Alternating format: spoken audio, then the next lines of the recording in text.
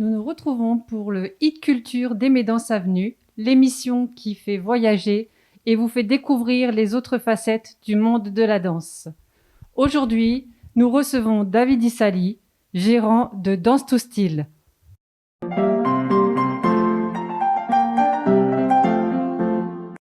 Bonjour David. Bonjour à vous, merci pour l'invitation. Merci à toi de nous recevoir ici. Celui-là a l'air assez atypique. Est-ce que tu pourrais nous dire où est-ce que l'on est ? On est chez moi à Paris 17. Voilà, j'ai une petite pièce qui m'est consacrée pour mes entraînements personnels et pour donner quelques cours particuliers directement. Voilà, chez moi. Comment es-tu arrivé dans l'univers de la danse, David ? J'ai commencé dans l'univers de la danse comme beaucoup de danseurs, c'est-à-dire en regardant les clips de Michael Jackson. Voilà. Très tôt, assez tardivement pour un danseur professionnel, donc c'est-à-dire à peu près à 11 ans. Et en regardant les clips de Michael Jackson, j'ai toujours essayé d'imiter les gestes. Et puis après, par la suite, j'ai été entre guillemets repéré par un sosie de Michael Jackson et on a fait une petite tournée dans les anniversaires, les bar mitzvahs, etc. Et donc à la suite de ça, ça m'a permis de voir d'autres styles de danse, des danseurs hip-hop, des danseurs contemporains, des danseurs modernes jazz professionnels. Et c'est pour ça qu'après je me suis mis dans le hip-hop et plus particulièrement dans le street jazz. Voilà. Qu'est-ce que la danse t'a apporté pour que tu y sois resté ? La danse, ça m'a apporté un relâchement psychologique, une vraie alternative, une vraie activité sportive et artistique. Ça m'a permis d'être bon dans quelque chose. Voilà. Parce que quand j'étais jeune, j'étais pas forcément bon dans quelque chose en particulier. Et c'est vrai que quand je me suis mis dans la danse, je me suis mis à fond et donc rapidement j'ai eu un petit potentiel dans ça. Et c'est vrai que même socialement, dans la cour de récré, etc. Quand vous êtes danseur, c'est vrai que ça apporte beaucoup de choses. Et par la suite, ça m'a permis de m'évader l'esprit à travers une activité sportive. Voilà. Qu'est-ce qui t'a donné envie de devenir professeur, David, et d'en faire ton métier ?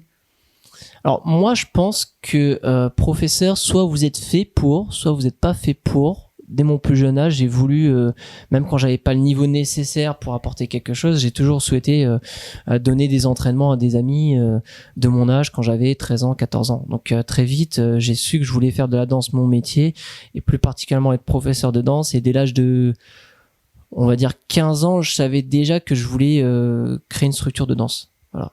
Au point où j'ai choisi les études les plus courtes pour convenir à mes parents, les études scolaires les plus courtes. Et donc moi j'ai fait un CAP mécanique. Voilà. Ah oui. Ouais, ça n'a rien à voir avec la danse. Donc j'ai fait un CAP mécanique tout simplement pour finir au plus tôt pour après faire des formations de danse. Et c'est vrai que quand j'étais au lycée, quand on nous demandait nos professeurs en mécanique où on se voyait dans 5 ans, moi je disais professeur de danse. Voilà. C'était assez original dans la classe. Ah oui, effectivement. Qu'est-ce qui t'a donné envie de devenir professeur, David, et d'en faire ton métier ? Alors moi je pense que professeur, soit vous êtes fait pour, soit vous n'êtes pas fait pour. Dès mon plus jeune âge, j'ai voulu, même quand j'avais pas le niveau nécessaire pour apporter quelque chose, j'ai toujours souhaité donner des entraînements à des amis de mon âge quand j'avais 13 ans, 14 ans. Donc très vite, j'ai su que je voulais faire de la danse mon métier et plus particulièrement être professeur de danse. Et dès l'âge de, on va dire 15 ans, je savais déjà que je voulais créer une structure de danse. Voilà. Au point où j'ai choisi les études les plus courtes pour convenir à mes parents, les études scolaires les plus courtes. Et donc moi j'ai fait un CAP mécanique. Voilà. Ah oui. Ouais, ça n'a rien à voir avec la danse. Donc j'ai fait un CAP mécanique tout simplement pour finir au plus tôt pour après faire des formations de danse. Et c'est vrai que quand j'étais au lycée, quand on nous demandait nos professeurs en mécanique où on se voyait dans 5 ans, moi je disais professeur de danse. Voilà. C'était assez original dans la classe. Ah oui, effectivement. Tu es le gérant de Dance to Style. Est-ce que tu peux nous expliquer le concept et les objectifs de la structure ? Alors, le concept en soi, il est assez simple, c'est-à-dire que on propose des cours particuliers au domicile des élèves, on propose des spectacles de danse, on propose aussi des professeurs dans les associations, les écoles ou les entreprises qui souhaitent un professeur de danse aussi. Comment dirais-je, on n'est ni une école de danse, ni une plateforme, ni une agence. Donc en soi, sur ça, c'est assez compliqué à expliquer dans le sens où on n'est pas une école, c'est-à-dire qu'on n'a pas un studio à proprement dit, juste un studio à Paris 11 et du coup on attire une clientèle du Paris de 11e arrondissement et des arrondissements d'à côté. Et à la fois, on n'est pas une plateforme parce que contrairement à une plateforme, en fait, on s'occupe de votre suivi du début jusqu'à la fin. Les professeurs, ce sont des professeurs qui travaillent pour nous quotidiennement, pratiquement. On les sélectionne rigoureusement et ils s'alignent par rapport à des prix et par rapport à des conditions qui sont bien adaptées à Dance to Style et qui sont indiquées aux élèves. Donc en soi, quand vous êtes élève ou futur client, que vous voulez un spectacle de danse ou une prestation de danse, vous vous inscrivez et on fait toute la démarche administrative, commerciale et on s'assure du bon fonctionnement de nos prestations en vous envoyant parmi nos danseurs le professeur qui connaît le mieux par rapport à vos disponibilités, votre style de danse que vous recherchez et votre secteur. Donc concrètement, on va dire qu'on est une sorte d'agence sur mesure qui propose des prestataires à votre guise par rapport à l'événement ou au service que vous souhaitez. Tu es également le directeur général cofondateur de Yogacita. Est-ce que tu peux nous dire en quoi ça consiste Yogacita ? Alors Yogacita, c'est un projet dont je suis particulièrement fier car c'est à peu près le même principe que Dance to Style, sauf que c'est pour le yoga. Et au jour d'aujourd'hui, on a le plus grand collectif de professeurs de yoga en France. Donc en fait, ça consiste vraiment à proposer des cours particuliers ou des cours pour des enterrements de jeunes filles ou pour des cours pour des entreprises ou des sociétés dans le même type que la danse, et ça dans tous les départements de France. Voilà. Ton parcours t'a amené à devenir entrepreneur. Est-ce que la danse a été un atout pour toi dans toutes ces actions de management ? Il y a pas vraiment de lien entre l'entrepreneuriat et la danse. Pas plus qu'il y a de lien entre un maçon et un entrepreneur ou entre un dentiste et un entrepreneur. Vous avez, c'est vrai que la plupart des danseurs maintenant sont en libéral pour beaucoup, mais en soi, il y a pas vraiment. On pourrait rentrer dans de l'utopie, mais en soi, il y a pas vraiment de lien entre les deux. Disons que le seul rapprochement qu'on peut faire, c'est que il y a un côté création et il faut avoir un certain sens artistique quand vous créez une société, parce que quand vous créez que vous mettez en place un business model ou un business plan, il faut quand même avoir un minimum de création derrière. Donc peut-être qu'il y a un petit lien entre le côté artistique de la danse et la mise en place et la création d'un nouveau service. Voilà. Quels sont les critères de sélection des collaborateurs danseurs pour travailler dans la structure de Dance to Style ? Alors, les critères, ça dépend de votre secteur. C'est-à-dire que quand vous êtes professeur de danse et vous êtes en Île-de-France ou proche Paris, ou vous êtes à Lyon, forcément, des professeurs de danse, il y en a beaucoup. On a des candidatures spontanées tous les jours. Et en soi, il y a beaucoup derrière de concurrence. Donc, nos critères seront plus élevés si vous êtes dans une grande ville ou si vous enseignez un style de danse assez populaire, on va dire, que si vous êtes plutôt en province. On essaie de travailler avec des gens polyvalents. Le plus possible, on essaie de travailler avec des gens qui arrivent à s'adapter, parce qu'il faut savoir qu'avec Dance to Style, en fait, on prend vraiment toutes les demandes, même si vous êtes en particulier une entreprise et vous avez un spectacle le lendemain, en fait, on va vous prendre, parce qu'on va se permettre de vous prendre, parce que derrière, on a une grande capacité d'organisation qui nous permet tout simplement de pouvoir accepter toute la demande, et de ce fait, au-delà, bien sûr, du fait qu'il faut quand même avoir un minimum d'expérience en tant que professeur, qu'il faut être assidu, rigoureux, qu'il faut être professionnel, bon, ça va de soi, c'est aussi la capacité d'arriver à s'adapter par rapport, parfois, à des demandes qu'on peut avoir de dernière minute. Oui, vous êtes capable de répondre à des imprévus. Exactement, c'est ça vraiment notre plus grosse force. Ouais, on a deux grandes forces. C'est un, on propose des cours dans tous les départements de France. Donc que vous soyez au fin fond des Alpes, on peut vous proposer des cours. Deux, comme son nom l'indique, Dance to Style, on propose vraiment tous les styles de danse. Donc ça va de la danse hawaïenne au hip-hop. Donc si vous êtes au fin fond des Alpes et que vous voulez la danse hawaïenne, on pourra vous répondre favorablement. Après, derrière, comme je l'ai stipulé, il y a une grande organisation qui permet tout simplement de pouvoir répondre à toute la demande. Au niveau des danseurs, plus vous êtes polyvalent, plus vous arrivez à vous adapter, plus automatiquement vous êtes réactif aussi. Ça, c'est très important, parce qu'on n'en parle pas assez, mais c'est vrai que si vous recevez un mail et vous répondez 3 jours après, que ce soit avec nous ou avec n'importe quelle autre structure, c'est vrai que c'est déjà un bémol, quoi. Donc toutes ces petites choses-là font la différence. Le CV en lui-même ne suffit pas. Voilà.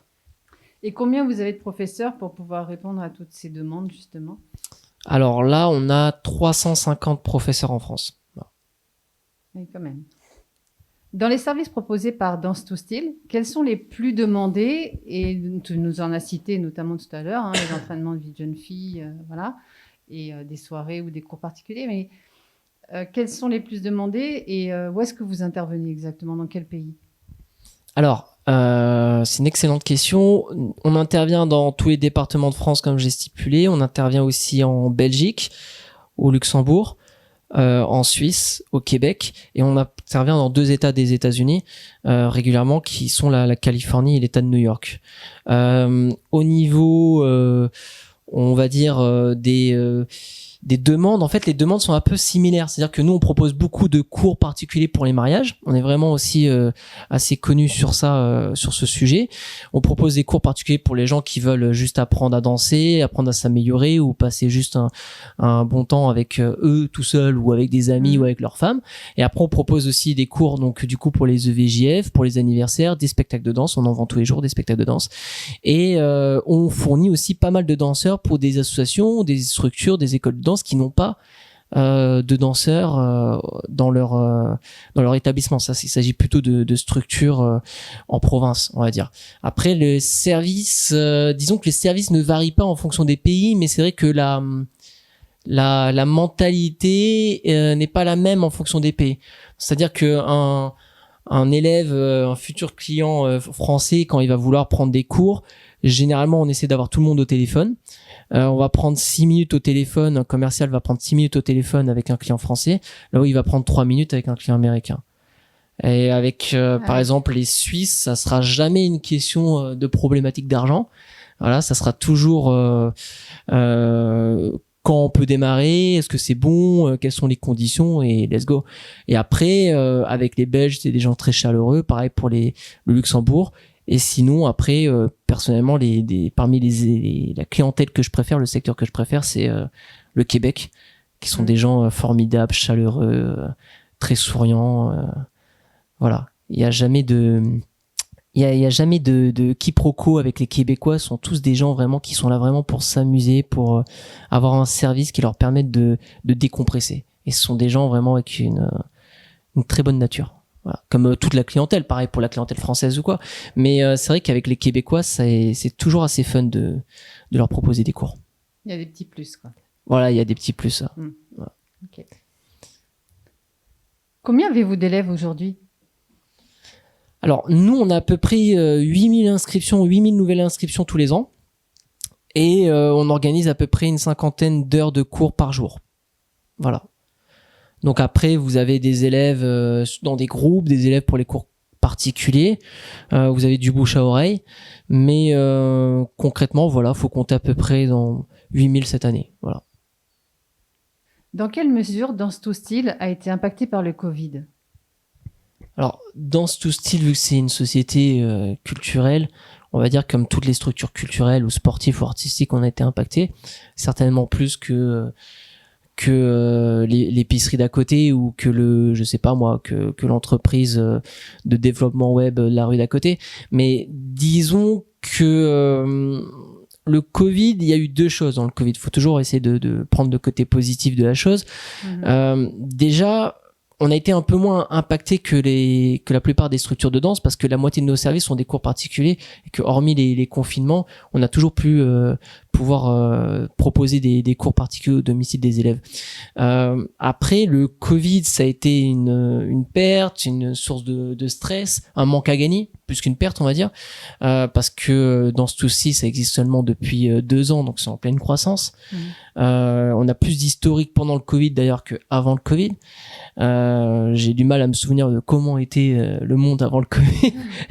mais disons que le côté positif entre guillemets des confinements, c'est le fait d'avoir pris plus de temps pour proposer de nouvelles offres. C'est là où j'ai pu créer Ogacita, c'est là où j'ai pu proposer mes offres à l'étranger, c'est là où j'ai pu refaire tous nos sites internet, etc. Donc il y a quand même un côté positif dans le confinement, dans le sens où c'est vrai que ça m'a permis, moi et mon équipe, de pouvoir prendre plus notre temps pour l'après-Covid. Voilà. D'accord. David, est-ce que ta passion de la danse a changé en devenant entrepreneur? Ma passion de la danse n'a pas changé, les objectifs que j'ai maintenant dans la danse ont changé. C'est-à-dire que quand, on va dire, vous avez 17 ans, 16 ans et que votre but en soi, c'est vraiment d'acquérir un niveau technique, forcément, mon objectif en soi maintenant, il est plus d'acquérir un niveau technique. Je m'entraîne régulièrement, donc ça me permet de progresser, mais je cours pas après la technique, on va dire. Donc la seule chose qui a changé, c'est que j'ai d'autres priorités que le fait de me concentrer uniquement sur moi-même et sur ma danse à moi. Voilà. Que conseillerais-tu à ceux qui voudraient créer une structure de danse? Alors, créer une structure, déjà, tout court, c'est pas facile. Encore plus dans le milieu de la danse. Le premier conseil que je peux donner, c'est d'avoir un bon psychologue. Ça, c'est la première chose. La deuxième chose, vous savez, si vous voulez créer une structure, que ce soit de la danse ou autre chose, si vous le faites pour la simple envie de gagner de l'argent, vous faites fausse route. Déjà, parce que quand vous créez une société, vous faites pas, si vous le faites dans l'intention de gagner de l'argent, peut-être que vous allez avoir de la chance et directement vous allez avoir du succès, mais généralement tous les entrepreneurs se cassent les dents avant d'avoir du succès, et quand vous commencez à avoir du succès, vous commencez à avoir des responsabilités, et qui dit responsabilité dit emmerde. Donc en fait, si vous voulez être heureux, si vous voulez bien gagner votre vie, ou tout simplement pas forcément très bien gagner votre vie, mais avoir un salaire fixe à la fin du mois et pas vous poser des questions de comment je vais faire pour payer ci, pour payer ça, dans ce cas-là, faut rentrer à la SNCF ou dans une mairie. Mais si vous voulez entreprendre, il faut le faire parce que vous avez envie de créer quelque chose, que vous avez envie de proposer quelque chose et que vous avez envie d'oser. Faut pas le faire par rapport au statut social, de dire voilà, je suis chef d'entreprise, c'est la classe, etc. J'ai des salariés, etc. Voilà. Après, vous avez deux choses. Vous avez les entrepreneurs, les auto-entrepreneurs, dont j'ai été moi auparavant avant de créer mes sociétés, qui est une excellente chose. Et ça, même si c'est beaucoup critiqué par certaines personnes, ça reste un statut très flexible. Vous n'avez pas de responsabilité, si ce n'est votre propre responsabilité que vous engagez. Donc, de ce fait, ça peut aller assez vite, surtout dans le monde où on vit actuellement. Vous pouvez gagner confortablement votre vie à travers une passion. Peut-être commencer par ça, avoir énormément de demandes au point de pas pouvoir répondre à toute la demande et au point de devoir refuser plus de demandes que d'en accepter, et là pourquoi pas passer en société. Mais déjà vraiment faire les étapes. Moi, avant d'être auto-entrepreneur, j'ai été intermittent, puis avant encore d'être intermittent, j'étais salarié, et c'est vrai que je pense qu'il y a quand même un cursus qui fait que pour moi, un bon chef d'entreprise, c'est surtout de base un excellent salarié. Si vous n'avez pas été formé par d'autres gens, si vous n'avez pas appris du meilleur ou du pire de d'autres gens dans votre secteur, et que vous vous lancez tout de suite directement en créant une société, en sachant que créer une société en France, ça prend des mois. On parle pas d'un statut auto-entrepreneur. Il y a des frais de comptabilité, il faut compter des frais annuels, engagement plus la création d'une société. Vous êtes dans les environs de 6 000 euros déjà. Parce qu'un comptable, ça prend en moyenne 500 euros par mois hors taxe. Puis après, vous avez l'immatriculation de la société qui prend 1500. Donc, au lieu pour pas simplement rentrer dans les chiffres, mais juste avant d'avoir votre numéro de SIRET, déjà, c'est un engagement de 5 000 euros. Donc, avant de vous lancer dans ça, il faut vraiment que vous puissiez connaître votre secteur, votre milieu, et que vous ayez l'envie de progresser, et que vous avez déjà une certaine clientèle. Voilà ce que je peux conseiller à tous les futurs entrepreneurs dans le milieu de la danse. David, si tu devais passer un message aux danseurs, lequel serait-il? Alors, moi j'ai eu la chance un peu de pouvoir apprendre en France et à l'étranger. J'ai fait des formations en France, à New York aussi.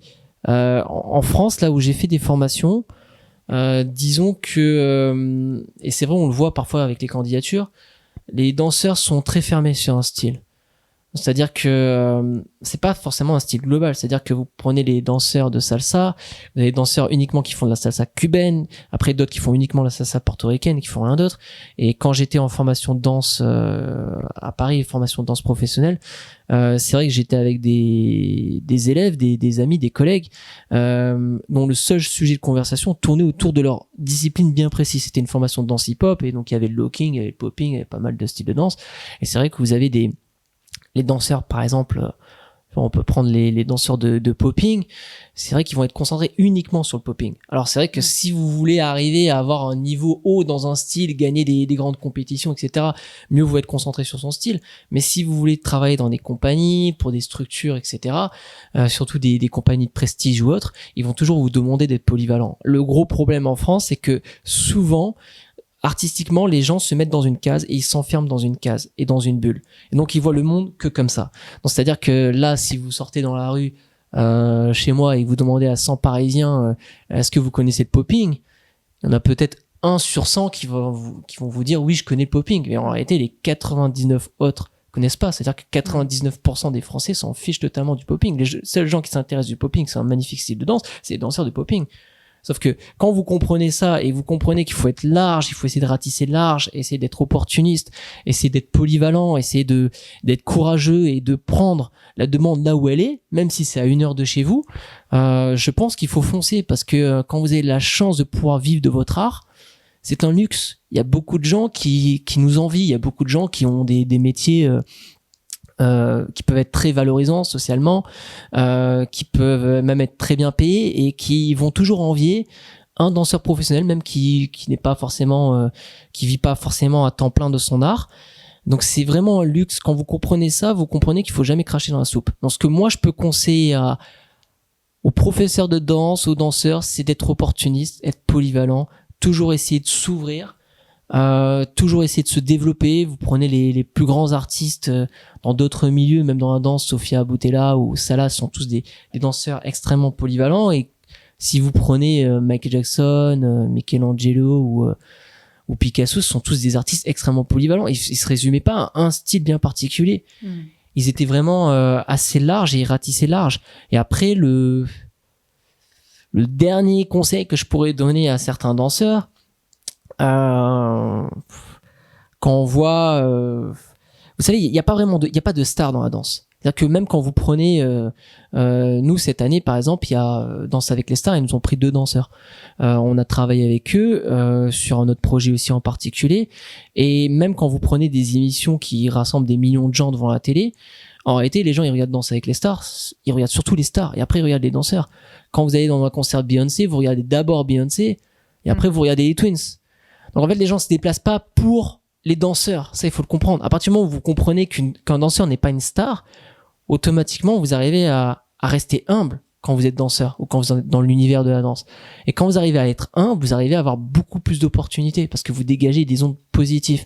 Donc le dernier conseil que je pourrais donner aux danseurs, pour certains danseurs, c'est arrêter d'être con. Voilà. Ça, je peux le dire, ça ou pas? Ça est comme ça. David, tu disais tout à l'heure que c'était vraiment plus envisageable d'être polyvalent.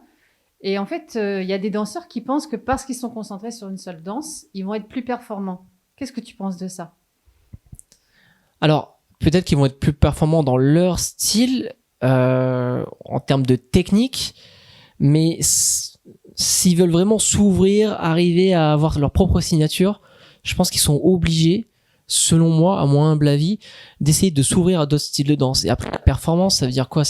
Pour moi, un danseur qui est vraiment performant, c'est un danseur qui sache aussi bien danser seul qu'en couple. C'est un danseur qui sache aussi bien danser debout qu'au sol. Après, on a tous nos spécialités, mais vous avez des danseurs en couple qui savent pas faire un pas tout seul. Et vous avez des danseurs seuls, vous leur mettez une partenaire, ils savent plus rien faire. Donc, quand vous parlez à des amateurs, des gens qui connaissent rien à la danse, comme 80% des élèves de danse sous style, ils rentrent toujours dans une ligne qui est tout simplement un bon danseur doit savoir tout danser. C'est vrai que cette expression elle revient beaucoup. Et je pense qu'à juste titre, forcément, on peut pas apprendre tous les styles, on peut pas avoir la technique dans tous les styles, mais vous devez quand même avoir des bases et vous devez essayer de vous débrouiller dans un maximum de styles. Et je pense qu'en faisant ça, ça va vous permettre de vous améliorer dans votre propre style et d'avoir votre propre signature. Merci. David, Aimer Danse Avenue te remercie pour avoir accepté notre invitation à cette interview. Et nous retrouverons bientôt cette émission sur Hit Culture, sur la plateforme Aimer Danse Avenue, dans Média TV dimanche.